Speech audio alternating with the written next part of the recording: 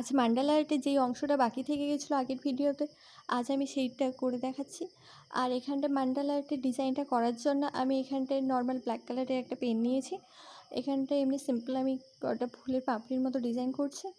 আর এই গ্যাপগুলো fill up করার জন্য, মানে মান্ডালা আর্টে ছোটো ছোটো গ্যাপ ফিল আপের জন্য আমি এখানটা ব্ল্যাক কালার স্কেচ ইউজ করছি। তোমরা চাইলে ওয়াটার কালারও ইউজ করতে পারো এবং জেল পেনও ইউজ করতে পারো।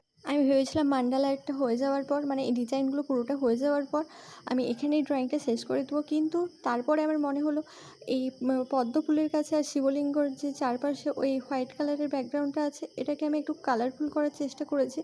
এই জন্য এখানে আমি কালার ইউজ করব। তোমরা চাইলে এমনি নর্মালিও রাখতে পারো, কিন্তু আমার মনে হচ্ছে কালারটা দিলেই একটু ভালো লাগবে, তাই আমি এখানটা কালার দেবো। এখানটা আমি একটা ব্লু কালার ইউজ করব। এইটা ফেব্রিক কালারই ইউজ করছি আমি এখানটায়। ব্লু কালারটা আমার ভালো মনে হলো কারণ এখানটা পিঙ্ক আছে, পদ্ম ফুলের কালারটা পিঙ্ক আছে, তাই এখানটা ব্লু কালারটা আমার এর সাথে ভালো ম্যাচ করবে, বা ব্লু আর পিঙ্কের কম্বিনেশনটা খুবই ভালো, তাই আমি এটা ইউজ করছি। তোমরা বলো কোনটা বেশি ভালো লাগছে? আমার কিন্তু ব্লু কালারটাই বেশি ভালো লাগছে। তোমাদের কোনটা ভালো লাগছে?